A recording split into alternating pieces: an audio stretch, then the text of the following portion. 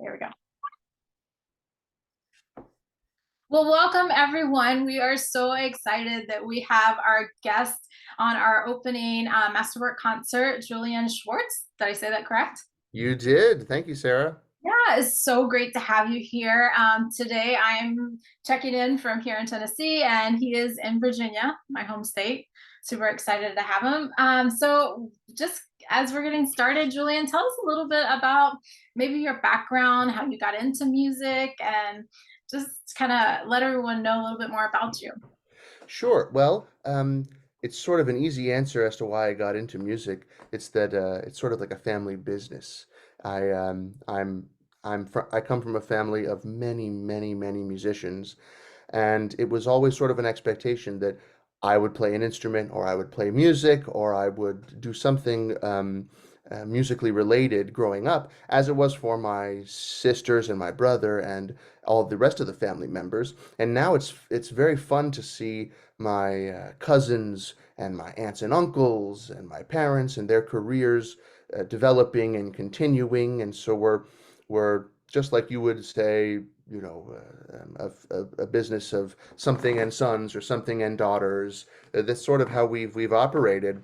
And I'm one of 10 or 11 family members to go to Juilliard, and that's a recognizable name of music school. So that's might be interesting for some of your listeners. And a lot of family members are playing. One of my cousins is principal horn in Cleveland. One of my cousins principal trumpet in Hawaii, and my uncle's a famous clarinetist, and my dad's a conductor who is lives in Florida now. So a lot of my wife is a wonderful pianist. She's actually playing with the Roanoke Symphony this year, where you grew up.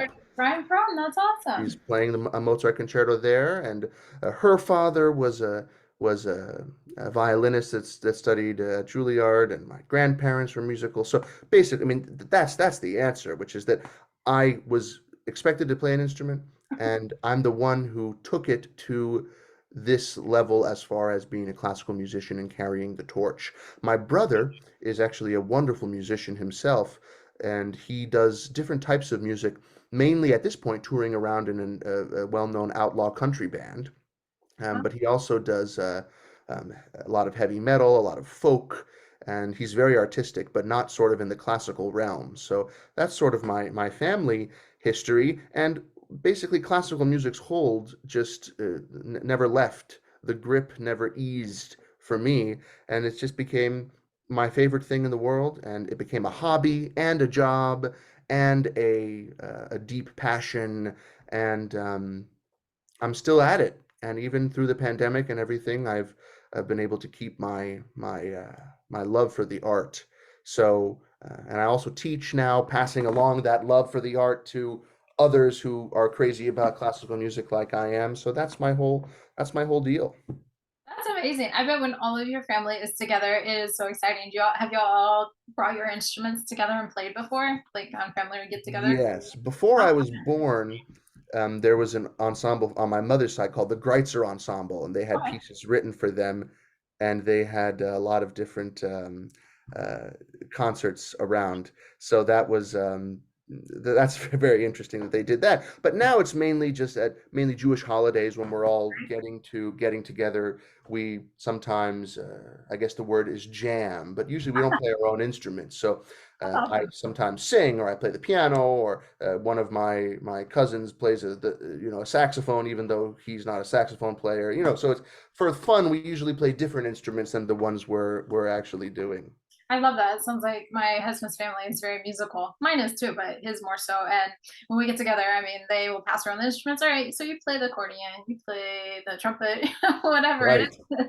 Yeah, so it's a lot of fun. So I am sure there has to be someone in your family who inspired you. I mean, obviously, it was kind of an expectation, it sounds like, that you would go into music, but who particularly inspired you to make music that you really like? Cello was your jam. It was like, that's what you wanted to do. Well, I mean, it's easy to say that My father inspired me the most because he was the most visible musician to me, um, through his music directorship of the Seattle Symphony. So I grew up in Seattle, Washington, and basically I was exposed to symphonic music in particular, even though I love chamber music and solo piano and solo organ and all these other types of music. The exposure I had to symphonic music was definitely through him. At the time when I was growing up, the Seattle Symphony performed 4 orchestra concerts a week of the same repertoire. So Thursday night, usually Friday night or Friday afternoon, Saturday night, and Sunday afternoon. And what I did is I usually went to all of them. Mhm. So I went 4 times a week, and sometimes to a dress rehearsal if I took off school or something. But I usually went to all the concerts, and that's how I fell in love with music, because I got to hear it not just once when I thought, oh, that's interesting, and twice I heard it, and then I said, wow, that's actually pretty cool. The third time, oh my God, this is the best. And then the fourth time, it was like hearing pieces that were like my old friends. You That's know? amazing. That's amazing. And your dad still conducts, right? He's down Yes. in Florida now? Yeah, so he took a job at the Frost School of Music, making his own conducting program and conducting the orchestra. I actually watched a live stream of Brahms' First Symphony last night, from here in Virginia, which was fabulous. And he's also the music director of the Palm Beach Symphony. And as far as his musical ideals, they have influenced me. And so I play, like I think he wants a lot of the musicians he conducts to play. I remember there's a violinist that heard me once and knew my father very well, and he said, "Oh my God, your father created the string player he always wanted to hear or to Awesome. be around." So there's definitely an influence like that, as far as my musical aesthetic. Yes, that's amazing. I would love to see some of his work as being a conductor myself. That would be really cool to see. So this is kind of another idea here. Who would you like to most collaborate with? I mean, you've talked about your family, how amazing that is to get together. Or do you have like aspirations for someone that you haven't worked with yet, or an orchestra? That's interesting. Um, in if I were to be cliche, oh, to play with the greatest orchestra and the greatest Mhm. conductor, or the Vienna Philharmonic or the Berlin Philharmonic or something like that. But that's not really what comes to mind. What comes to mind is collaborating with my wife, and that's something I do all the Oh, time. yes. If you think about it as a listener, you go to hear solo piano, and that is a thing. You can create music in a complete way. Solo organ or harp Right. or even classical guitar. You Right. don't need another person to make music with you. When you start getting into the single line instruments, I mean, I can play 2 notes at a time on the Right. cello. Yeah. But basically the cello is a single line instrument. So for the cello to make music in a complete way, yes, there are Bach suites and there are pieces like that, but they pale in comparison to chamber music. And so the greatest experience that cellists have are playing with other people, whether as the cellist in a string quartet or the in a duo with the piano. And my wife is a phenomenal concert pianist, but also an incredibly sensitive chamber musician.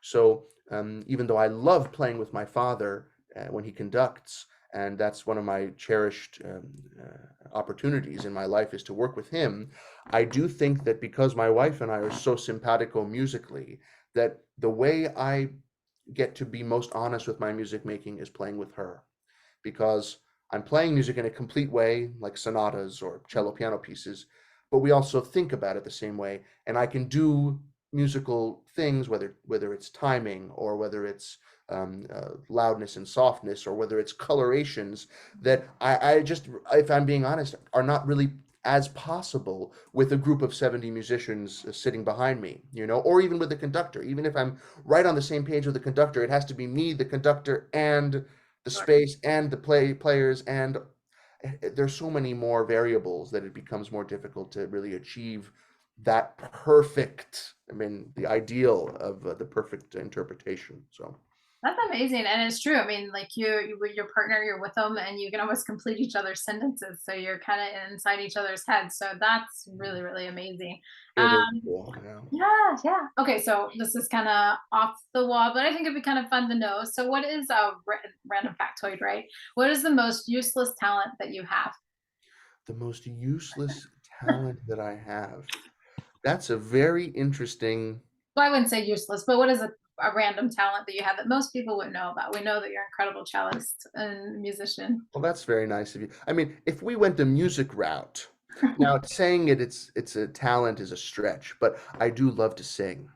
Oh, And especially, you know, at night when my wife and I have been having fun together, we sit down at the piano. She sometimes plays the accompaniment to Schubert or Schumann songs, and I sing. You know, do I sound like Dietrich Fischer-Dieskau? No, but I do love that, and I sing a lot in my lessons with students, and I encourage singing, and that's sort of like the basis of how I want to sound in my cello playing is vocal, but very, you know, emotional, passionate vocal, not sort of straight tone pop style vocal.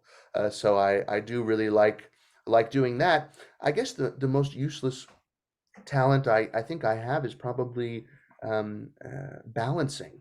I have always been fascinated trying to balance things on my hands.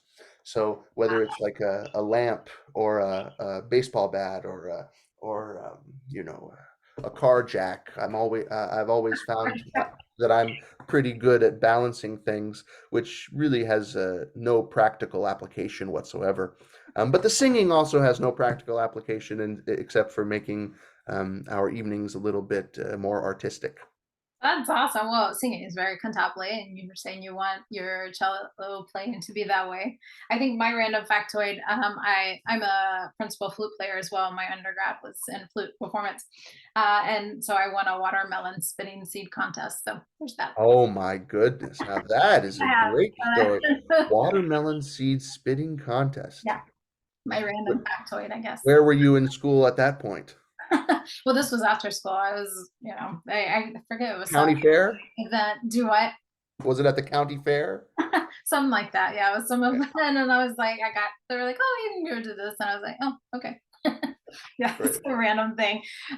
So a couple more questions. Back on the Oh, musical track a little bit more. What are your favorite works to perform? I know you're coming, you're playing the Shostakovich Cello Concerto. Is that one of your favorite, or is it hard to choose, or do you have favorites for different reasons? I mean, I'm sure you have trouble with this question as much as many musicians.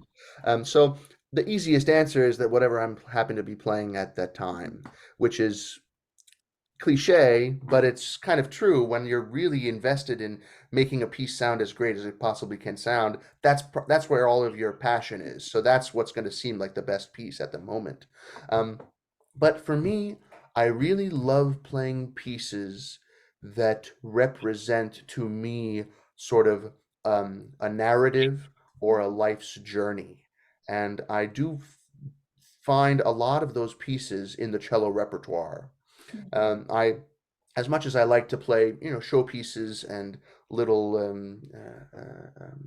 character pieces, I most like when there is an emotional arc. So the pieces that come to mind are the Shostakovich First, which has sort of runs the gamut of human emotion, um, and where I can really tell a story. Like the whole third movement is a cadenza of just me playing by myself, no orchestral involvement whatsoever. So I feel like I am the composer speaking to the audience, telling a story, having a monologue. You know, that really engages me as a performer. But then again, the Elgar Cello Concerto, which I just played last week and I'm playing this coming week, um, that also, since it was written at the end of his life, I feel like it is so much looking back on his artistic life. And so that is from the beginning to the end, and it's sort of cyclical with the beginning coming back at the end. It feels like this real life statement, just like the Dvorak, also written later in Dvorak's output after someone very close to him passed away, and the Don Quixote of Strauss. It's an actual story. So Shlomo of Bloch, that's the story of King Solomon. I mean, these monumental works seem to be quite cello related. I think it's because the cello sounds like a human or has human qualities or can has this big range where it can sound like a soprano and can sound like a tenor and a bass and you know, and contralto, etc. So those are the pieces I love playing the most. And Shostakovich First is really representative of that narrative arc. So since you're talking about Shostakovich and since you'll be playing it, do you want to talk just a little bit about it to our audience? I mean, we all know that. Well, you and I do. I don't know that they know yet, but that how it's very unique that the same four notes that it begins with, it also ends with. I don't know if you want to kind of dive into a little bit more, just to kind of give them some connection, so when they come, they'll be like, "Oh, I hear that. He talked about that."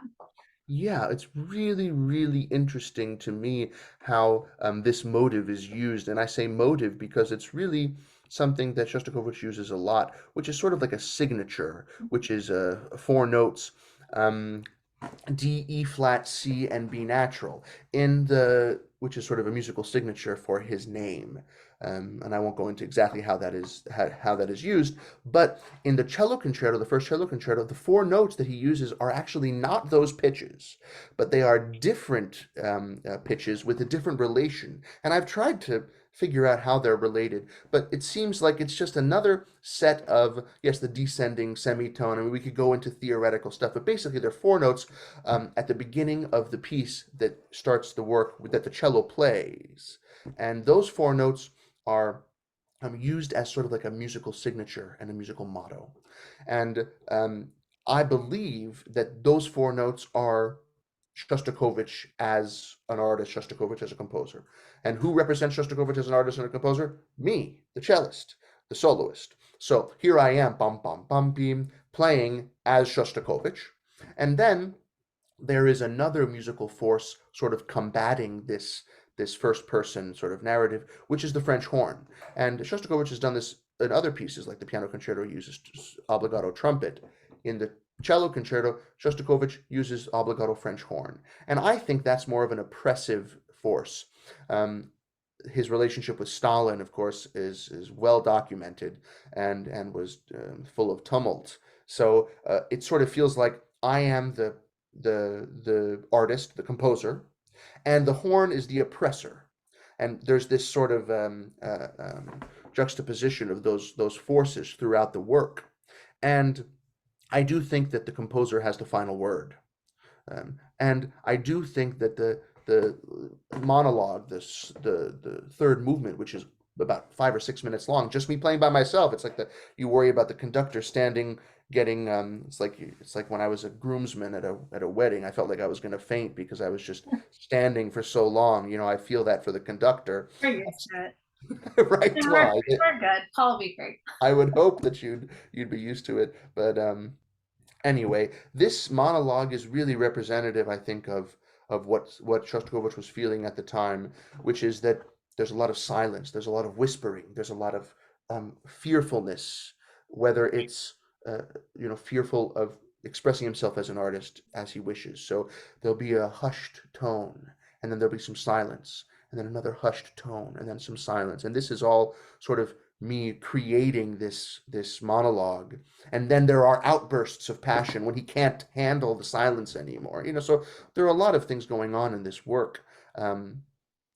But those are the things to really look out for: the four note motive, the juxtaposition of the cello and the horn, and the third movement, the monologue, where I'm really able to pace and take the listener on a journey of my own creation. It should feel like I'm actively composing the music, not like a lot of people come back to me and they say, "Oh, so did you just make all that up, or is it written down?" And I tell them it's written so specifically, every dynamic, every beat, it is all constructed like a graph, and it's my job to make it seem like it's expository or that it's extemporaneous.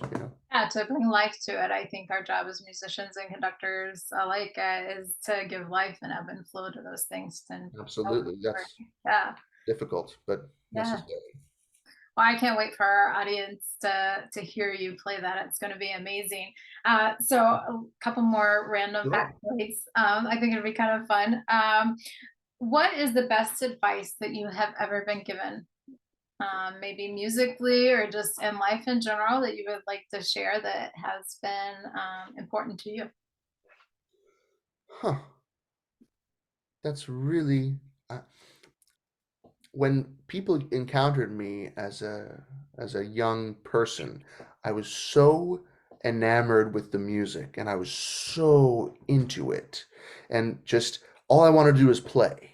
and I wanted to experience, and I wanted to listen, and I just wanted to be surrounded by the music that I loved all the time.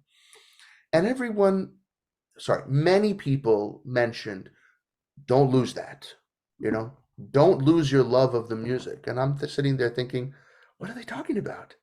Who loses it? You know, how do you take something that you adore and are so passionate about, and that somehow you lose the passion for it?